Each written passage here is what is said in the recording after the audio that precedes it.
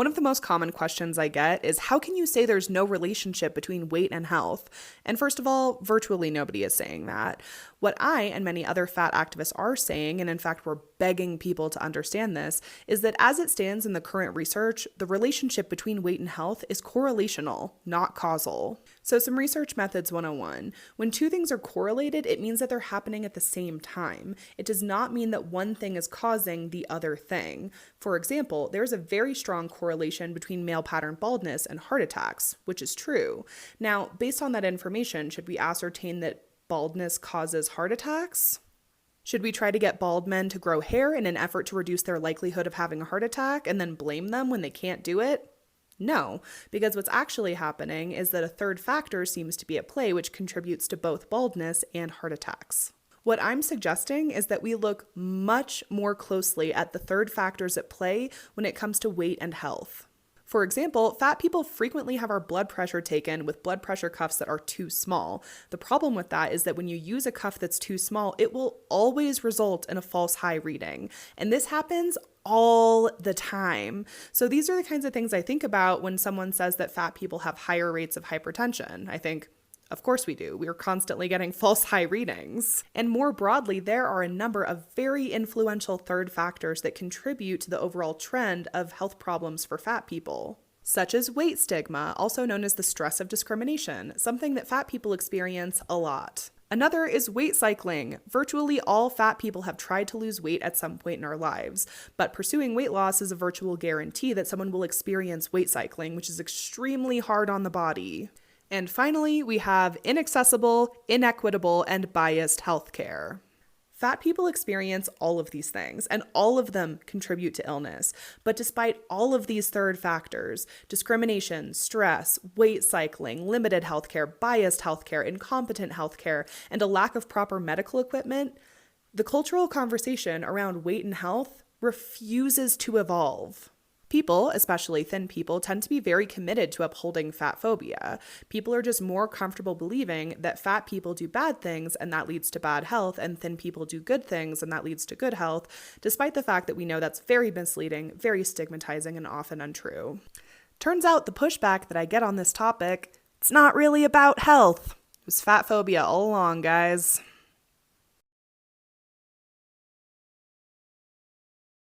Hannah, I like you. You come off as intelligent. You're very polite and likable.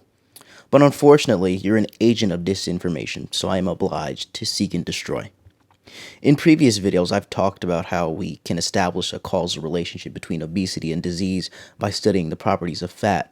In short, the endocrine properties of fat often lead to disease. But let's talk about weight cycling first, because this is a great example of how not to do research. This is the paper she cites, and from first glance, everything seems fine. Weight fluctuations are associated with poor cardiovascular health. But let's look at the methods.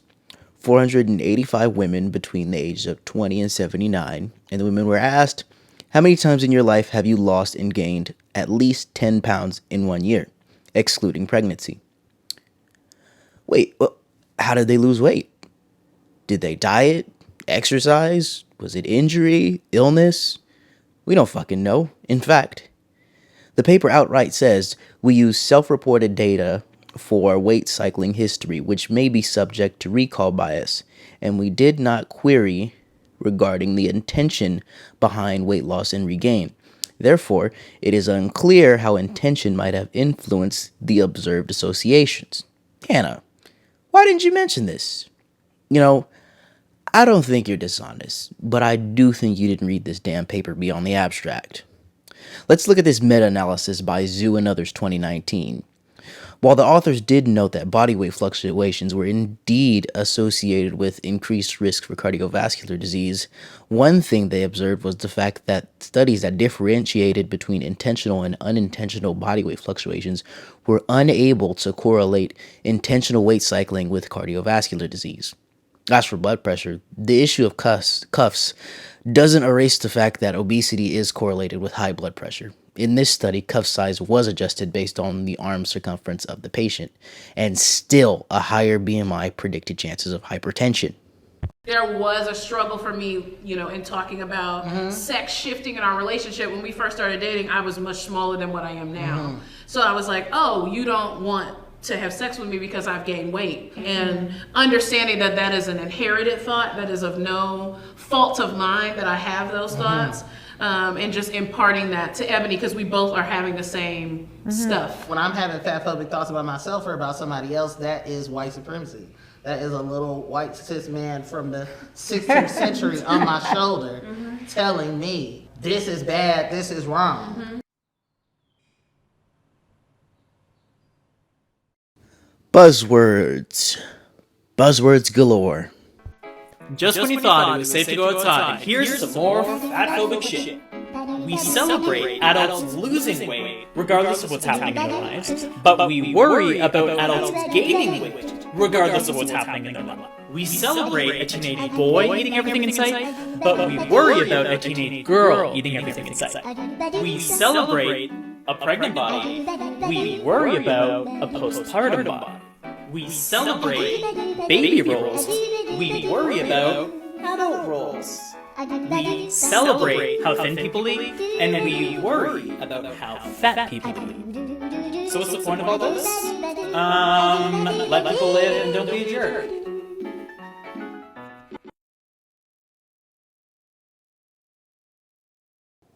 As someone who's been getting into bodybuilding lately, I've seen weight gain celebrated.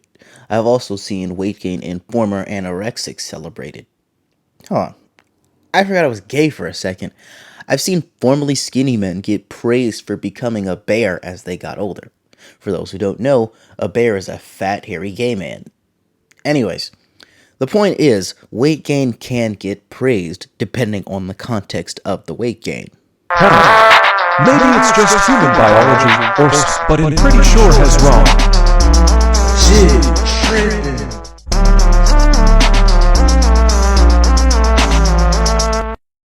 No, he's right.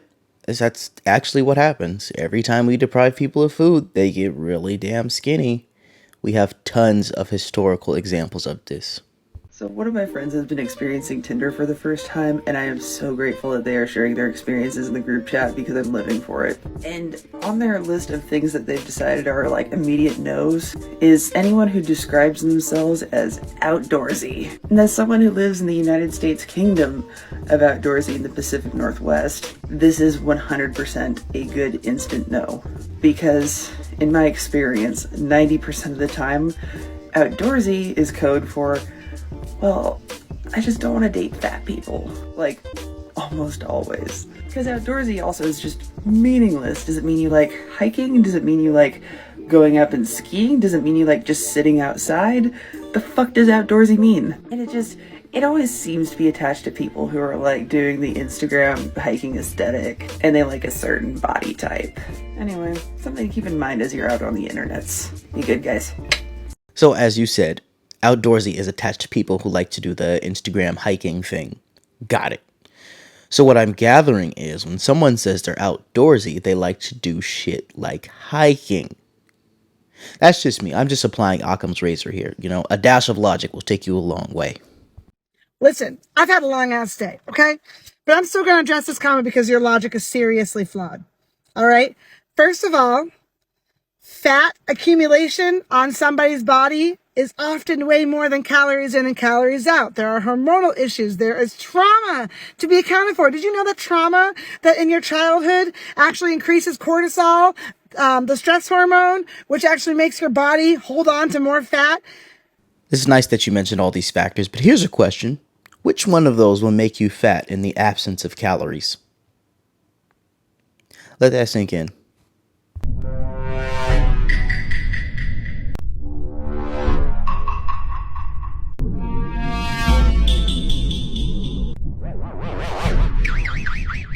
There's thin people who don't exercise or eat healthy foods, therefore you can't control your weight with diet and exercise. You see, that just don't make a lick of sense, does it? Life short, smoke a port, auto port, in New York. Hey, at least you're honest. Hey guys, I wanted to apologize. This video is going to include fewer TikToks because the first video in this compilation was just so packed with disinformation. I had to take my time and dissect it. But I wanted to thank you all for the likes, the comments, and the encouragement most of all.